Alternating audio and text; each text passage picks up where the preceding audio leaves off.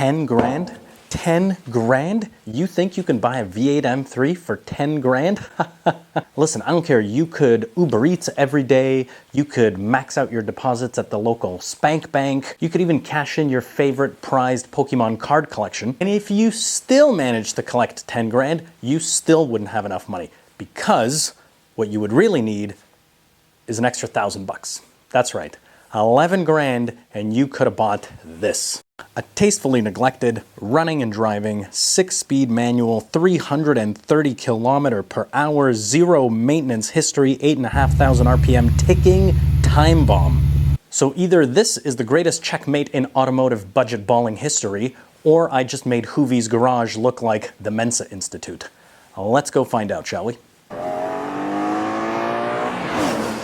Welcome to Dead End Restorations, and welcome to the latest project in the fleet, the E90 BMW M3. This is a 2008 spec vehicle, first year, with the S65 motor paired to a proper 6-speed manual, rear-wheel drive, hydraulic steering, no nonsense, last of the great analog M3s.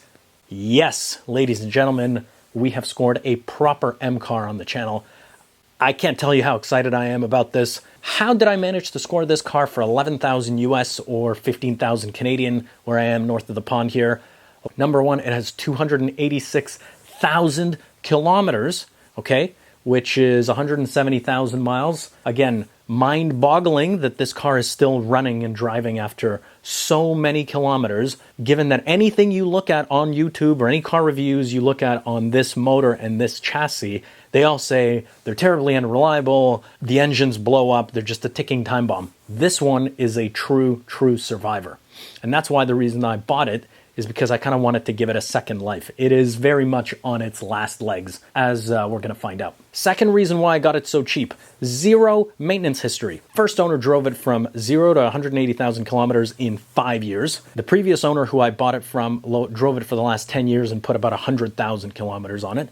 Salt of the earth kind of guy, did his own stuff, changed his own oil, did his own brakes, stuff like that. Nothing went wrong on the car. Rod bearings? No history of them being done. Definitely not done in the last 10 years. Throttle actuators? Again, not touched in the last 10 years. This car has basically just been running off of oil changes and regular maintenance for the last decade, from 180 to 286,000 kilometers, which is just mind-boggling for such a complicated, high-end racing engine. It's just, what a testament to BMW's engineering during this era. And I challenge any of you who think that this motor and this chassis is unreliable, think about that, okay? 180,000 to 286,000 kilometers, and all the guy did was oil changes. Well, I should say oil changes. In the last couple of months, the alternator went and he replaced the battery. But in 10 years of ownership, that's pretty crazy. Third reason why I got this car so cheap: this car has been used and dailied and driven. The last owner, super nice guy, but, you know, he works in the trades. He did not baby the interior. He did not baby the steering wheel or the seats or how he drove it. He used the car and he loved it. And I love that about that. This car was just used and driven properly. It wasn't some garage queen. It wasn't pampered or anything. It was just a properly driven M3. And he also happened to, you know, have the odd cigarette or puff of something else while he was in here. And it doesn't really smell the best. So most E90, E92 buyers are going to look at this thing and run straight to the high hills, which I clearly am either the smartest one or the dumbest one, and I jumped on it, and he gave me a very fair price. So what's the plan with this car, you might be asking? Well, I'm going to give you a quick tour around, and we're going to get to that in a sec. All right, so we're going to start the tour at the front of the car. When I got delivery of the car, the first thing I did was I took it through a touchless car wash, and the BMW emblem decided to eject itself off of the hood. But having a look at the exterior paint, you can see it's definitely got some scuffs. It's been, you know, rashed quite a few times in some parking lots. The headlights are a little bit foggy and smoky. The paint is showing definitely signs of swirling and 286,000 kilometers worth of use. But it's all original. The wheels have definitely met the odd curb or two. However, the entire body is original paint, no accidents, clean Carfax. Now, you're probably thinking to yourself, why is it sitting so damn low? The previous owner installed BC coilovers, and it's sitting quite slammed, I think is the technical term. Moving on to the sides, like I said, the body looks pretty good. Rear rims also rashed, faded and disgusting. Center caps, those are going to go. Factory rear spoiler. You know what that is? That is an electric rear sunshade. Probably one of the most rare options you can get on a 3 Series at this time. Very cool. I didn't even know that that existed. It's got the pre-LCI taillights, which some people are really bothered about. Frankly, to me, it doesn't really matter. When I'm driving in it, I'm definitely not looking at the taillights, so who cares? The only other aftermarket mod it has is a Denon muffler, which sounds like the earth is about to end, and I'm going to tell you why. Moving over here, it's been debadged, so one of the first things we're going to do on the exterior is rebadge it. And then moving on to the passenger side, again, more of the same story. Curved rims, slammed suspension, bodywork is showing age, but no dings, no rust, no scratches, other than the odd stuff on the plastics here. And more of the same story with the front wheel and the bumper. Now you might be wondering, what is that and what is that?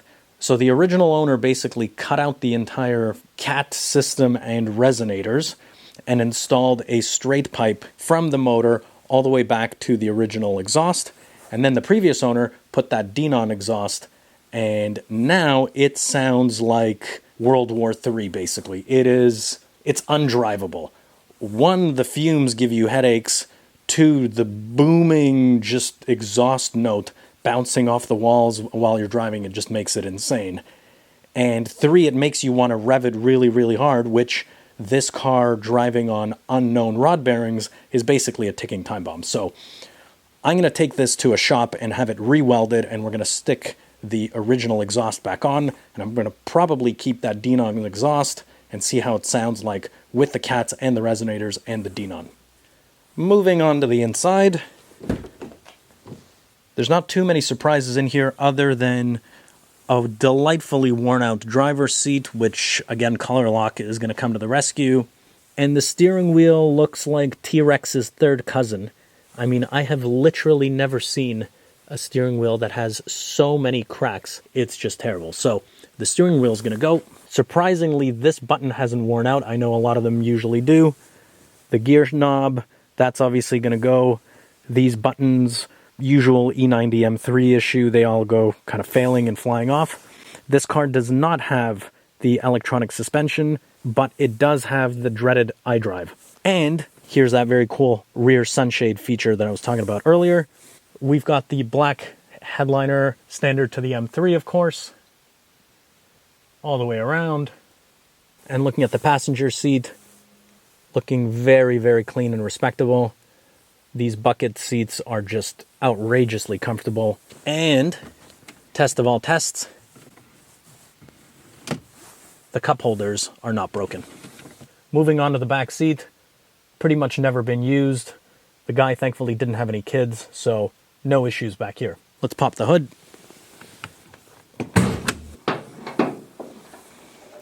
There she is, S65 in all its glory. Hood struts are gone, so this thing just wants to bash my head in. But it's, horribly leaky, oily, dirty, disgusting. There's those BC coilovers with the adjustable camber plates, which is kind of cool. Shockingly, no power steering leaks, which, makes me question my faith in humanity, frankly. If there's a BMW with this many kilometers and an unleaking power steering system. The guy stuck some sort of BC logo. I'm guessing that's from the BC coilovers, I suspect. And otherwise, this is about as dirty as you would expect from a 300,000 kilometer engine bay. Other issues, well, the hood doesn't really want to close down super well. It closes this latch, and this latch needs a little more gentle persuading. But hey, it's a running and driving V8 6-speed manual M3 for 11 grand US. How the hell did I manage to do that? I want to thank you so much for watching. If you want to see me doing rod bearings on the floor of my tiny ass garage, definitely subscribe. Hope you follow along the journey, and I'm going to see you guys very soon. Adios.